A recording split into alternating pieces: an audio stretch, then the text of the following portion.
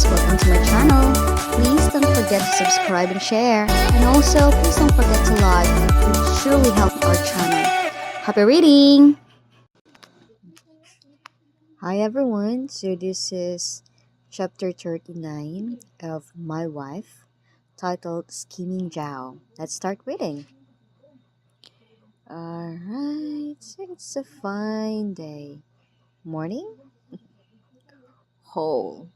Alright, I remember the last episode is all about yung father niya, father ng prince na hulog, si Marcus, right? And there's a hole. Maybe it's a wolf? What are you waiting for? Help me up! Diba, nahulog na siya na yung nangangailangan. Siya pa yung arugante pa rin. I don't think you can survive alone if a wolf comes. Diba galit si Chow? Bakit galit yarn? Baka papa mo pa yan eh. Wait here. Pinagantay pa. Hey, where are you going? Climb. Umakyat ang ating Zhao. Bakit kaya siya umakyat?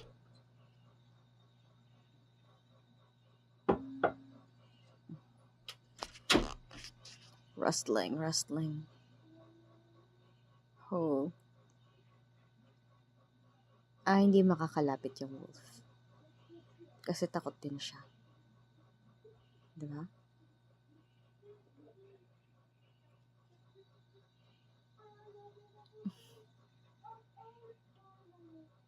Oh no.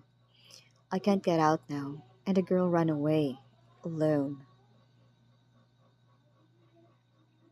Just need to wait. I could only fight the beast.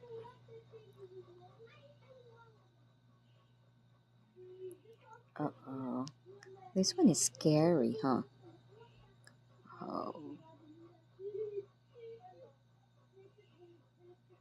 Oh no, he jumped. Oh my gosh. Alright, the only weapon that he has. Nawala niya pa. Nabitawan niya pa. Ano ba yan? Leap.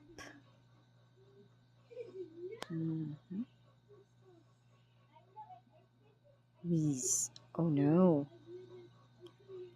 He's fighting for his life now. Paano kayong plano ni Zhao, ano? Siguro pinatikim lang ni Zhao kay Marcus ang kung paano maghirap at paano humingi ng tulong ng maayos. And dead. Swoosh. Eto na ang ating Zhao. You are safe now. Gulat ka, no? Charot. Alam ko galit pa rin to siya. Kasi tagal siya tinulungan. Siyempre kung siya, hindi siya makakahanap ng panahon na patayin yung wolf, ano ka ba? Yan ang tawag dyan, strategy.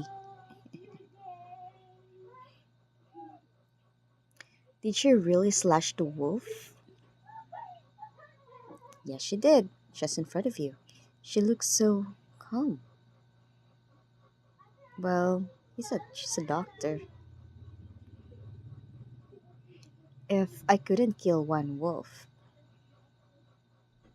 tapos siya isang slash lang niya, patay na yung wolf, diba? Ang galing. I must have died hundreds of times in my past mission. Nakita na ba mga mission before? Oh, you're an agent? And a doctor at the same time? Well, a worthwhile trip. I can exchange this wolf for a good amount of money at the market, which will be useful for our household expenses. Yun pa rin yung iniisip niya. Yung gagastusin and all. Tinanggal na ba niya yung yung nasa paa niya? Are you coming up? Tinanong niya pa. course, malalabas yun siya. Did you, did you use me as a bait? Well, just did. Parang hindi naman natrap yung paa mo. Parang wala namang sugat. Speak up. Did you use me as a bait? Ay, nako, di ka naman na paano ah.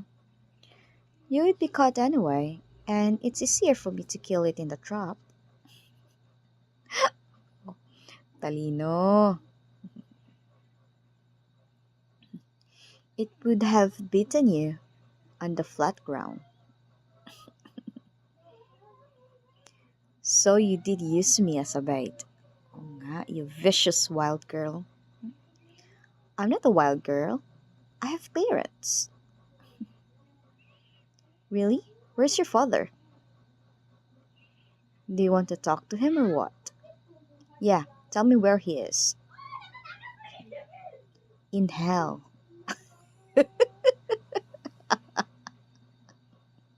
Ewan ko sa'yo, Gujaw.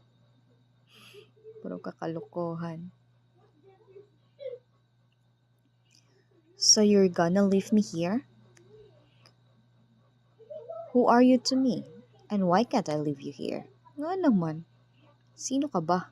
Shireen. Totoo naman talaga. As of the moment, wala naman talaga silang connection. I just realized that she had no worldly wisdom. Oh, kasi, yun kasi pinapakita mo, kaya ganun din yung pinakita niya sa'yo. She doesn't understand how much power I have. Oh, tao ka pa rin. Luckily, I'm not a killer, or you would be dead. Kung killer ka, di dapat hindi ka na-trap. Dito.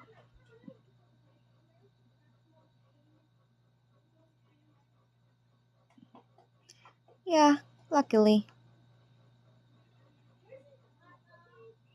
Yet, the luck is all yours since I am a killer.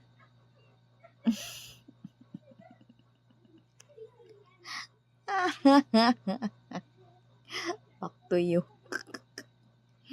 Buti nga sa'yo, Marcus. Do you know how to get to that temple nearby? I do. Lead the way. Hindi lang ba nag-please? You wanna take the wolf? Yes, ibebenta niya nga, di ba? Ay nga pala, sa sarili niya lang pala sinasabi yun. I'll buy it. Tsa?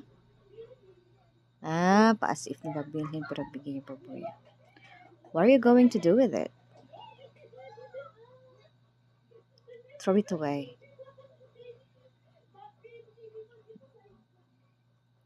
Are you sure? It's just a wolf. I can afford it. Just lead the way. Oh.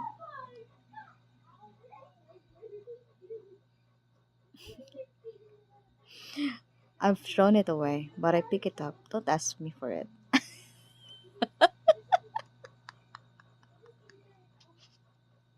Kaloka! Swift. I thought you weren't strong enough to carry it. Waited, huh? Are you just deciding which hand you should use? Jingyu is so gentle and lovely, but this girl is rough all over. Thank goodness that she's not my daughter. Ay, di ka sure. Go up along the stairs, and you'll see the temple. You won't take me up? Why should I? You. Why do you think I bought your wolf only to throw it away on the spot? Hmm, because you're a fool with too much money. Exactly. I don't want to see you again, or I'll get it all back.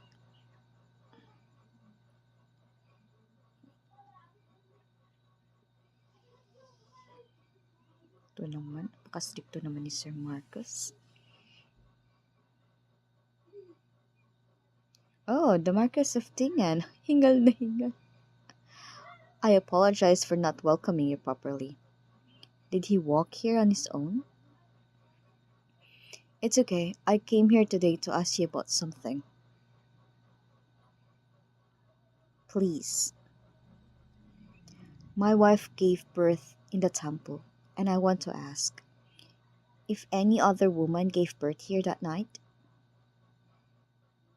Umamin ka. Umamin ka na.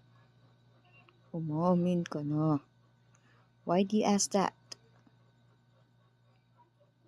Just answer my question. Yes. Where is that kid now? I don't know. The lady only came once and didn't give me her name. She left soon after giving birth to her daughter. Did she look like someone from a wealthy family? Nope. He had patches on her clothes. It was a rainy night with the Marquis' wife and the lady were both staying at the temple. I was drunk that night. Oo nga. Uminom din pala mga monghe, ano? Amitabha.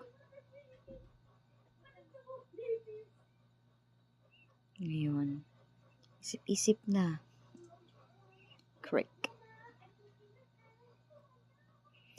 Please don't tell anyone about my visit. Of course. Sabihin mo yung about sa Mark, sa birthmark. Ano ba naman tong monghe na to? Miss pagkakataon na niya para itama yung pagkakamali niya. This is draining. How am I supposed to get out of here? Diba? May kabayo na siya agad. Nakabili agad ng kabayo yarn. Kapalit ng wolf siguro, ano? It's you again. I think I know this horse. Yeah, me again. Where did you get this horse? Ay, nahuli na. Nahuli niya lang siguro to. Somewhere. Kanya to eh. Seriously? Is she blessed or what? This is my horse. I didn't abandon it. I accidentally lost it. How can you prove it? The horseshoe. It's the kind that's assigned to cavalry horses in the military, different from the horseshoes on the market. But I haven't seen any other horseshoes. How do I know if you're telling the truth? Scheming talaga nitong Gujaw na to. You should go to the government office. I'll give it back to you if they say it's yours. It's your horse. Me, the Marquis of Dingan, should visit the government office to get my horse back? If you really want it, I can sell it to you. It took me a lot of effort to find it. How much? 50 taels. O, diba, ang dami na niyang napera dito. You didn't need that wolf. Even more expensive than that wolf, you profiteer. But you do need this horse. Fine. You cunning girl. Alright, that's the end of this story. Let's see what will happen in the next one. So see you again, everyone. Please don't forget to like and subscribe. Bye. Thank you for reading with me, everyone. Until the next chapter.